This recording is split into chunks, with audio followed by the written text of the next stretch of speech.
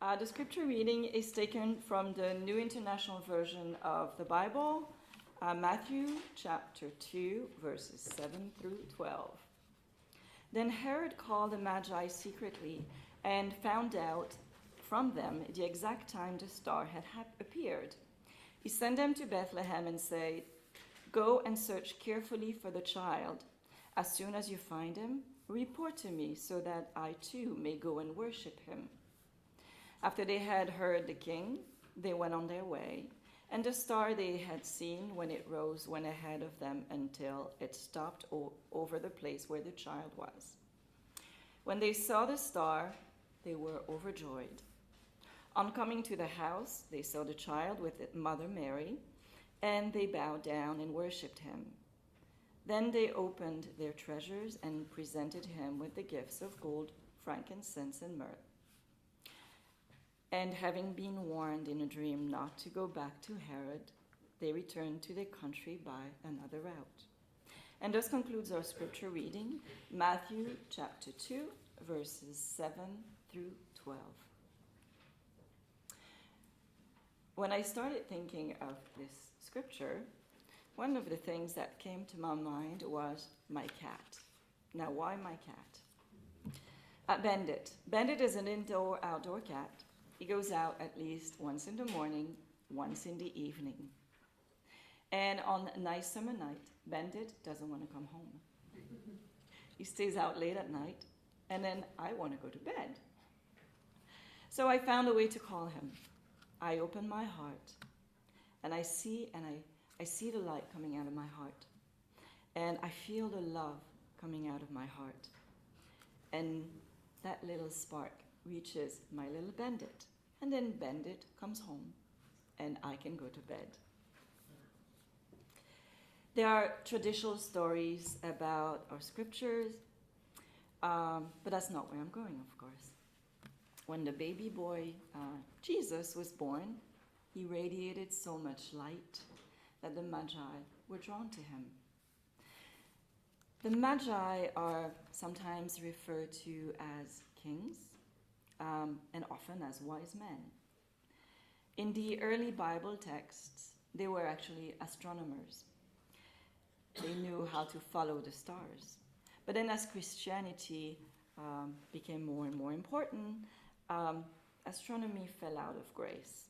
And so the term astronomer for the Magi disappeared from the Bible texts. Now, what's a Magi? According to the online etymology dictionary, the word magi comes from the Latin root magi, or magi, meaning magician, or magos in Greek, or mangush in Persian, and forgive my pronunciation, I do not speak Persian.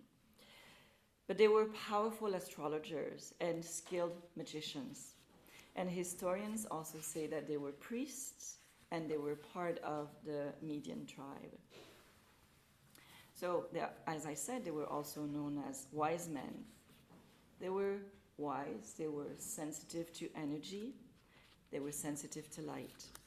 They felt the light in baby Jesus. And as astronomers or wise men who could sense energy, I think 2,000 years later, we would have perhaps called them divine metaphysicians. And in metaphysics, the wise men represent the soul. Your soul is wise, right? Your spark of the divine. And in metaphysics, again, the Jews represent the spiritual ideas. And the king of the Jews is the king of it all, the epitome of the spiritual ideas, all put in one big light, consciousness, the unfoldment of the spiritual awareness, the realization of the divine consciousness. The three Magi knew that the king of the Jews had been born, so they came to worship him. The soul, the Magi, sensed the spark of divinity, the spiritual awareness, and then they came to worship him. And in short, the message of this scripture is that the soul seeks enlightenment. Tribes have been following stars for guidance for centuries. Inuits still use the stars to know their location and the season and then what day it is. They use the stars in the universe for guidance. The universe, God, the infinite intelligence. So metaphysically, the stars represent the guidance from the universe. And what's that? Intuition. So if we put it all together now, the scripture tells us that the soul uses intuition to feel and sense the divine awareness that resides in all of us. The soul uses the guiding light to unfold spiritually. When I knew that I was going to stand here and speak today, I thought that, well, it's the beginning of the year, perhaps I should talk about resolutions, how we should live our life this year to spiritually unfold. But then, because of the timing, January 6th, the feast of the Epiphany in many traditional religions, also known as the adoration of baby Jesus by the three wise men, I thought, well, perhaps I should see how I can wrap it all together.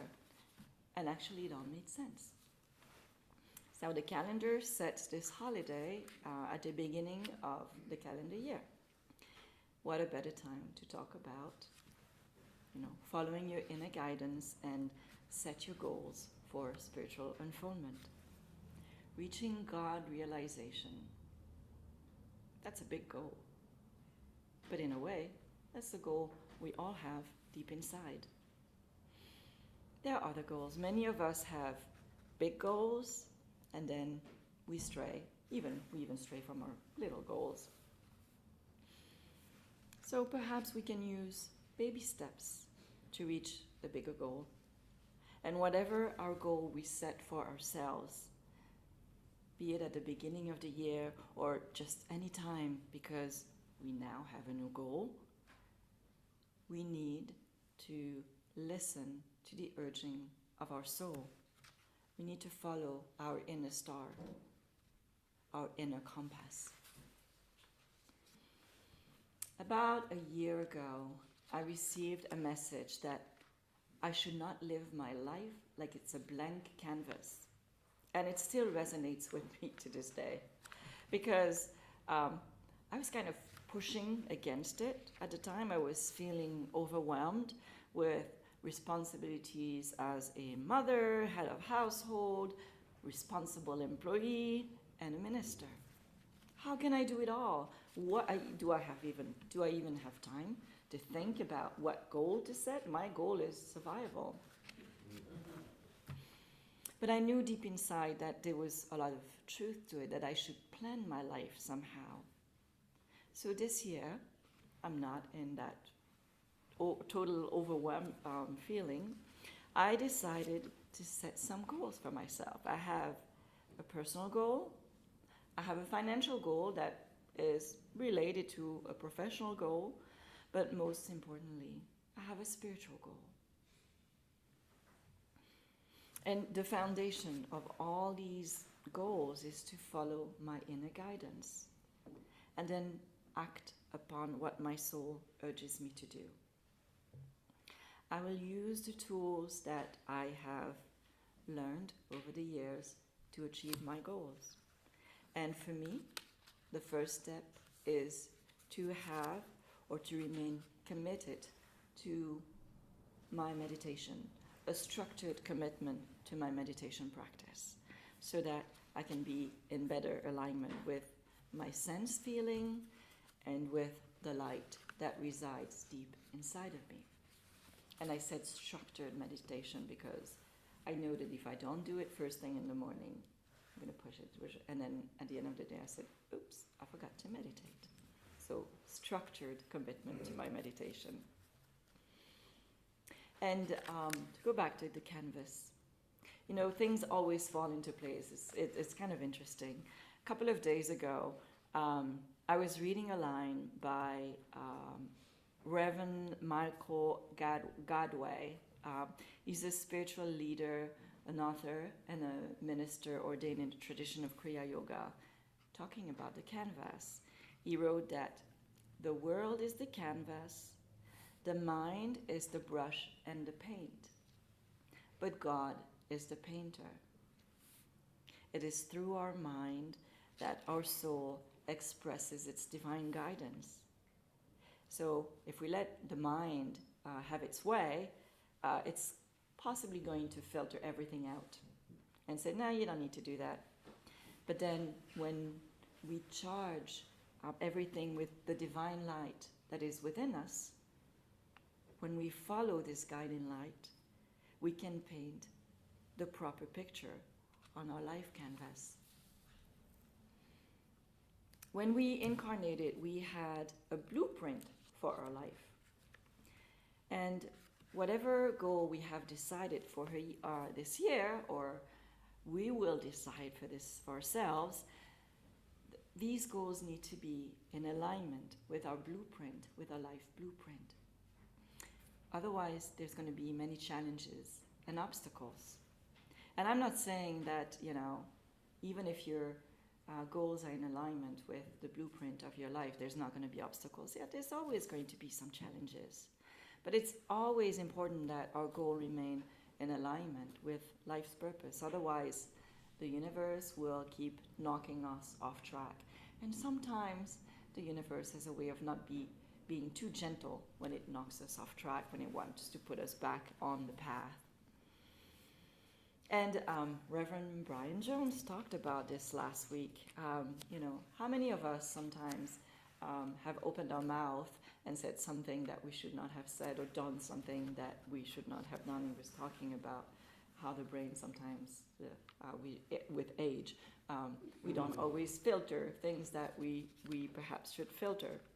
Same with our goals. Sometimes, we go on the path that we shouldn't be. So, not a good idea. Follow the light that is within you. Follow your inner guidance.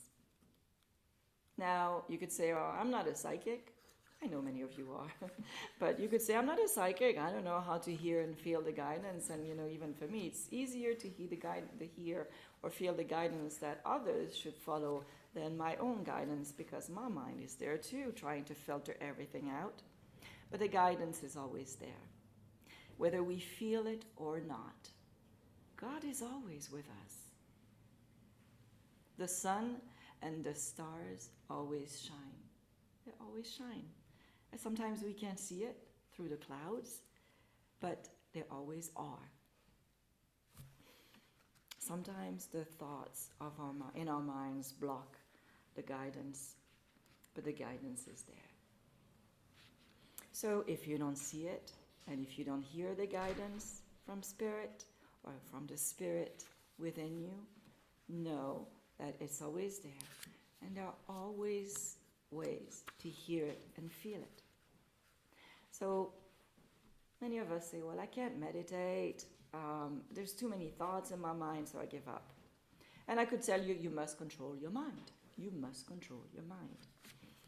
But I'll also tell you that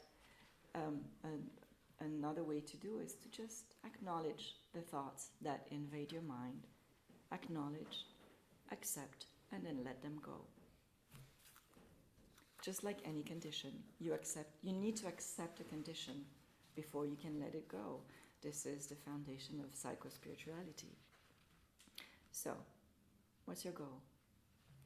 Is it something that you feel will be just beneficial to you or beneficial to others? Is it in alignment with your values? Did you meditate on it? Is it the right thing for you? How does it feel when you think of it? Do you feel lighter? Do you feel happy? Do you feel joy? Or does it leave you with a knot in your stomach? If it makes you feel light and happy, go ahead, pursue it. If it makes you feel like, then do whatever. But then, of course, the knot in the stomach is a no, no, no. So set a goal, follow your star. Maybe the goal is small, maybe it's big, maybe it's conventional, and maybe it isn't. But follow this light within you. Follow the light of your soul. The guidance that you receive from within.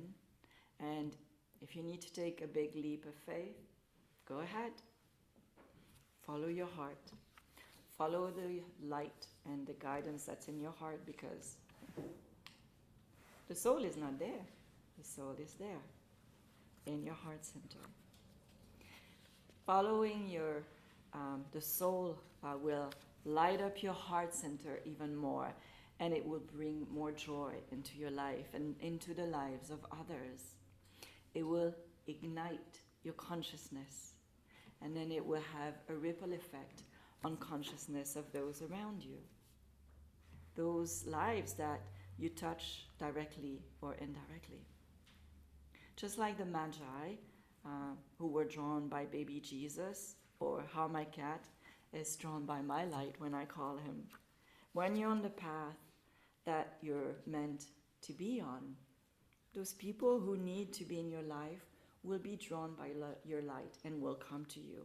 And together you will accomplish bigger goal, even if this goal is just pure love.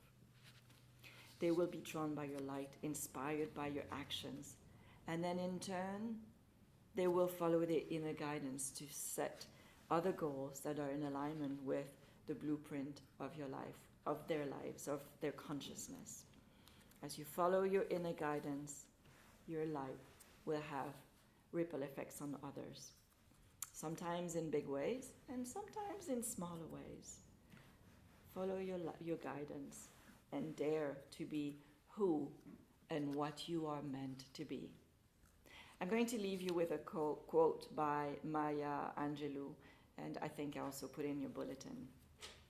And I hope that you will find it as inspiring as I have. If you're always trying to be normal, you will never know how amazing you can be. So follow your star. Namaste.